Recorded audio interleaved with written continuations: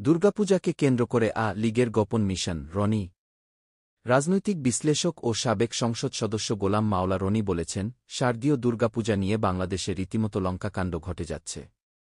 প্রথমত, সরকারের পক্ষ থেকে যেসব ব্যবস্থা নেওয়া হয়েছে তা নজিরবিহীন। কারণ এই দুর্গাপূজাকে কেন্দ্র আওয়ামী লীগ বা তার সঙ্গীরা দেশকে অস্থিতিশীল করতে যে কোনো অঘটন ঘটাতে পারে। রনি বলেন, আমাদের দেশে দুর্গাপূজায় অতীতে যেসব ঘটনা ঘটেনি সেগুলো এই সরকারের সময় হচ্ছে। এবারের ধর্ম উপদেষ্টা অতীতের যেকোনো ধর্ম উপদেষ্টার চেয়ে ইসলাম বিশারদ, অনেকগুলো ইসলামী সংগঠনের পছন্দের মানুষ তিনি এই দুর্গাপূজায় হাজিরা দিচ্ছেন। দুর্গাপূজার মঞ্চে বসে নৃত্য দেখছেন, প্রসাদ খাচ্ছেন। আরেকটি জায়গাতে দেখলাম, পূজার প্রস্তুতি কেমন চলছে এটি দেখার জন্য স্বয়ং প্রধান উপদেষ্টা মানে প্রধানমন্ত্রীর পদে যিনি আছেন সেই মুহাম্মদ ইউনুস গিয়ে তদারকি করেছেন। এটিও নজিরবিহীন ঘটনা। পূজার অনুষ্ঠানে একেবারে ঢাকেশ্বরী মন্দিরে প্রধানমন্ত্রী গিয়েছেন কালেভদ্রে। কিন্তু এবার ইউনুস সেই কাজগুলো করছেন। এছাড়া ভারতের দুর্গাপূজার অনুষ্ঠানকে আকর্ষণীয় করার জন্যে সেখানে ইলিশের একটা বিরাট চালান পাঠানো হয়েছে। আমরা বাংলাদেশে এই মুহূর্তে ইলিশ খেতে পারছি না। ইলিশের দাম আকাশচুম্বী। তো বাংলাদেশে ইলিশের যে দাম, তার চাইতে অনেক কম দামে ভারতে বিশাল চালান পাঠানো হচ্ছে। রনি বলেন, ভারত আমাদের সঙ্গে বিমাতাসুলভ আচরণ করছে। আমাদের অসুস্থ রোগীদেরকে ভারতে যেতে দিচ্ছে না, সীমান্ত প্রায় বন্ধ। ইউনুস সরকারকে তুচ্ছ-তাচ্ছিল্য করে যাচ্ছে। কিন্তু তার পরেও ভারতকে খুশি করার জন্য সেখানে ইলিশের এই মৌসুমে বিরাট একটা চালান পাঠানো হয়েছে। এটা নিয়ে আলোচনা হচ্ছে, ভারত চাপ দিয়ে, ভয় দেখিয়ে বাংলাদেশ সরকারকে এই ইলিশ রপ্তানি করতে বাধ্য করেছে।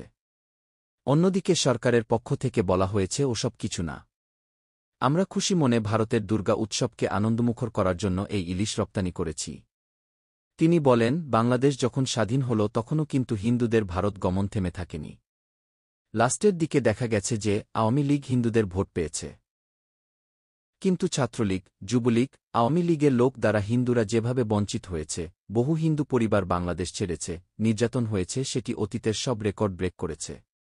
এজন্য হিন্দুরাই মাঝে মধ্যে বলে থাকেন যে আওয়ামী লীগ শুধুমাত্র আমাদেরকে ব্যবহার করে প্রয়োজনে।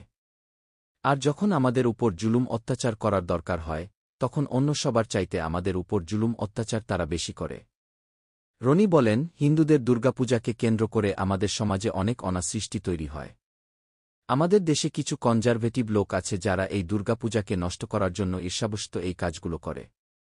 আমরা যখন ছোট ছিলাম সেই 7-2-7-3 সালে দেখেছি, দুর্গাপূজার দুটো হাত ভেঙে আসল, কালীর পা ভেঙে দিল, তারপর গণেশের মাথাটা কেটে নিয়ে আসল।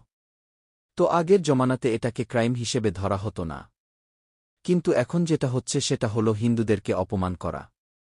এরপরে হিন্দুদের একটি আনন্দময় উৎসবমুখর পরিবেশকে নষ্ট করা এবং তাদের মনে আতঙ্ক তৈরি করে একটা রাজনৈতিক ফায়দা লুটার জন্য একটা সংঘবদ্ধ শ্রেণী বাংলাদেশে দীর্ঘদিন ধরে এসব কাজ করছে। সেই দিক থেকে এখন যেহেতু আওয়ামী লীগ ক্ষমতায় নেই, তো এখানে যদি হিন্দুদের উপর কোনো নির্যাতন হয়, এই পূজা নিয়ে কোনো অঘটন ঘটে, তাহলে তার সব